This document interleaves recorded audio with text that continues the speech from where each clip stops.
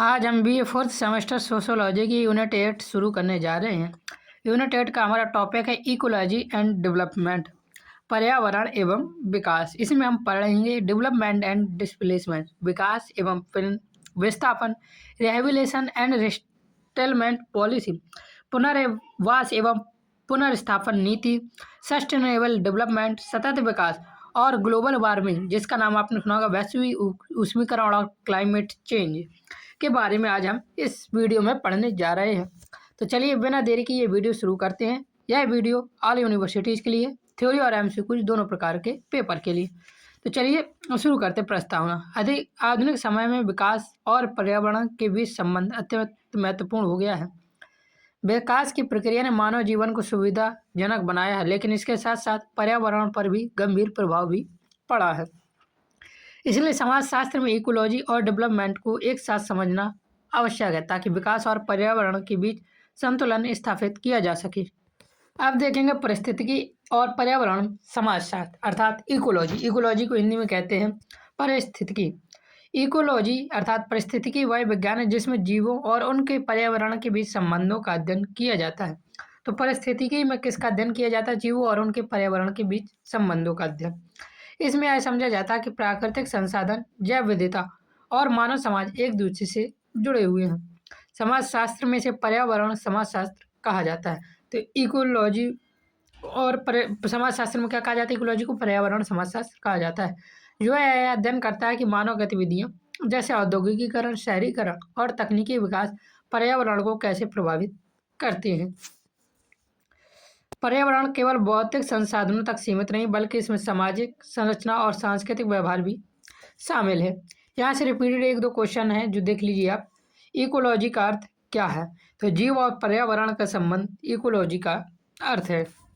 दूसरा repeated MCQ यहाँ से पूछा जाता है, पर्यावरण समाजशास्त्र किसका अध्ययन करता है? तो पर्यावरण समाजशास्त्र मानव और पर्यावरण के संबंध का अध्ययन करता है।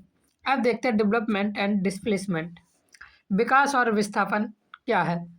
विकास परियोजनाएं जैसे बांध, खनन, उद्योग और शहरीकरण अक्सर लोगों को उनके मूल स्थान से हटाने का कारण बनती है। इस प्रक्रिया को विस्थापन कहते हैं।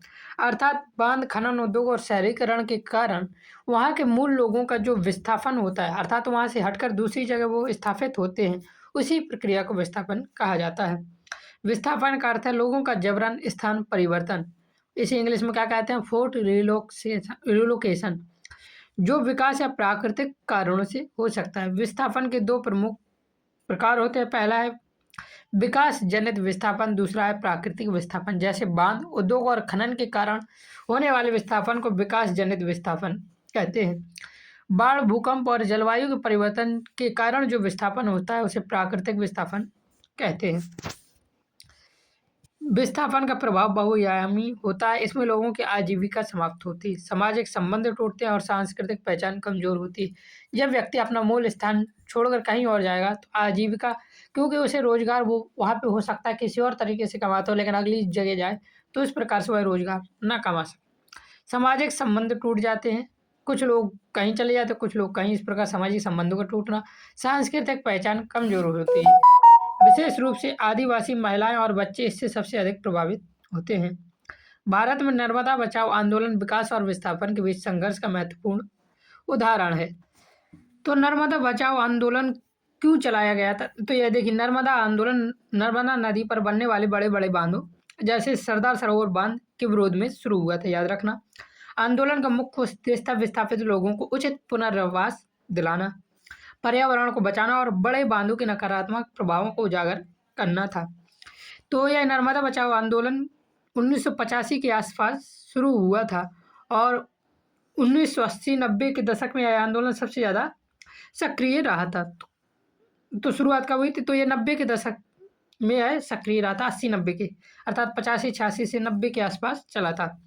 आंदोलन के मुख्य मुद्दे थे जैसे लोगों का विस्थापन, जंगल और पर्यावरण को नुकसान, नदी और पारिस्थितिकी तंत्र का प्रभाव। तो इसे याद रखना, नर्मदा बचाओ आंदोलन कब शुरू हुआ था? तो 1985 में शुरू हुआ था। अब आगे देखते हैं, डेवलपमेंट इंड्यूस्ड डिस्प्लेसमेंट क्या है। विकास परियोजनाओं से विस्थापन को डेवलपमेंट इंड्यूस्ड डिस्प्लेसमेंट कहते हैं। फोर्स्ड रिलोकेशन का अर्थ क्या है? जबरन विस्थापन, फोर्स्ड रिलोकेशन का अर्थ है। अगला जो सबसे ज़्यादा एमसीक्यू पूछा जाता है वह है नर्मदा बचाओ आंदोलन किससे संबंधित है? तो याद रखना नर्मदा बचाओ आंदोलन विस्थापन से संबंधित है और यह कब हुआ था? 1985 में हुआ था, ये याद रखना। इस आंदोलन के प्रमुख नेता भी मैं आपको बता दूं, उनका नाम था मेधा पाटकर। आपके और एग्जाम में ये काम आ सकता है, वनडे एग्जाम में। तो मेधा पाटकर नर्मदा बचाओ आंदोलन के प्रमुख नेता थी, ये याद रख लेना। मुख्यतः इसका मुद्दा क्या था? लोगों को विस्थापन से बचाना और बड़े बांधों का पुनर्विरोध करना और पर्यावरण संरक्षण करना। पुनर्वास और पुनर्स्थापन क्या है? अब पुनर्वास की हमने यहाँ पे चर्चा की, तो उसको समझते हैं। विस्थापन के प्रभाव को कम करने के लिए पुनर्वास और पुनर्स्थापन नीति लागू की जाती है। इसका उद्देश्य प्रभावित लोगों को नई जगह बसाना और उनके जीवन को पुनः स्थापित करना है। पुनर्वास में केवल आवास देना पर्याप्त नहीं, ये नहीं कि विस्थापित लोगों को केवल आवास दे दिया बस हो गया, बल्कि उसे रोजगार, शिक्षा, स्वास्थ्य और सामाजिक सुरक्षा भी प्रदान करनी होती है। इसके लिए एक अधिनियम बना, जिस अधिनियम से इम्पोर्टेंट एमसीक्यू जाता है। भारत में भूमि अधिग्रहण अधिनियम 2013 इस दिशा में एक महत्वपूर्ण कानून था। तो याद रखना भूमि अधिग्रहण अधिनियम कब लागू हुआ? तो 2013 में लागू हुआ था। इसका उद्देश्य मुआवजा, पारदर्शिता और न्याय सुनिश्चित करना था। पुनर्वास की सफलता इस बात पर निर्भर करती है कि प्रभावित लोगों को कितनी प्रभावी सहायता दी जाती है। तो सबसे पहले देखिए रिहेबिलिटेशन का मुख्य उद्देश्य क्या है?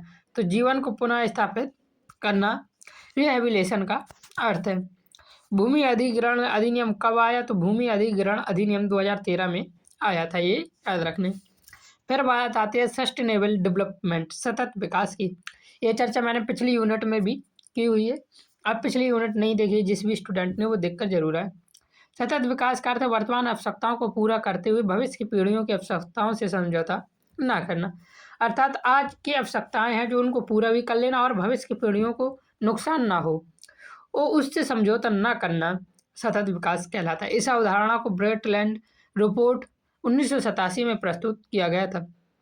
कब किया गया था? तो 1987 में, याद रखना। सतत विकास के 3 मुख्य स्तंभ पर आधारित है: आर्थिक विकास, सामाजिक समानता और पर्यावरण संरक्षण। यदि इन तीनों में संतुलन नहीं होगा तो विकास टिकाऊ नहीं रहेगा।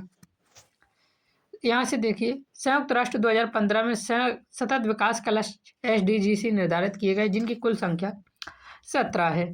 तो ये फैक्ट बस याद रख लेना, इनके बारे में डिटेल से हम नहीं जा रहे। पहला प्रश्न देखिए, सस्टेनेबल डेवलपमेंट की परिभाषा किसने दी थी? तो सस्टेनेबल डेवलपमेंट की परिभाषा किसने दी थी? ब्रुटलैंड रिपोर्ट ने दी थी, ये याद रखना। SDGs की संख्या कुल कितनी है? तो याद रखना 17 संख्या है। इंपॉर्टेंट एमसीक्यूज हो जाते, पेपर में बार बार आने के चांस बहुत ज़्यादा।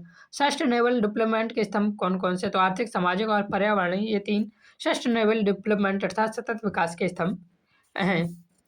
वैश्विक ताप वृद्धि और जलवायु परिवर्तन, जो कि आज के दिनों में बहुत तेजी से देखने को मिलती है।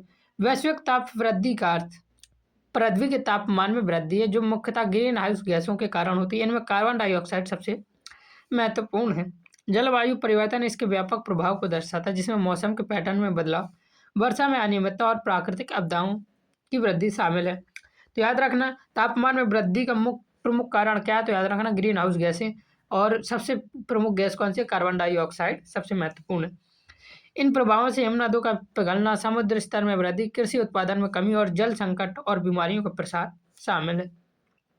अर्बन हीट आइलैंड प्रभावित शहरों में तापमान वृद्धि को दर्शाता है। ये कोई आइलैंड नहीं है, यह शहरों में तापमान वृद्धि को दर्शाता है। क्या? Urban heat island. अब यहाँ से देखिए इंपॉर्टेंट एमसीक्यूज पूछ लिए जाते हैं। ग्लोबल वार्मिंग का मुख्य कारण क्या है? तो ग्लोबल वार्मिंग का मुख्य कारण है ग्रीन हाउस। तो CO2 किससे संबंधित है? तो CO2 भी ग्रीन हाउस गैस से संबंधित है। अर्बन हीट आइलैंड क्या है? तो अर्बन हीट आइलैंड शहरों में तापमान वृद्धि को जो दर्शाता है उसे अर्बन हीट आइलैंड कहते हैं। अब यहाँ से एनवायरमेंटल कॉन्सेप्ट है, उनको देख लेते हैं।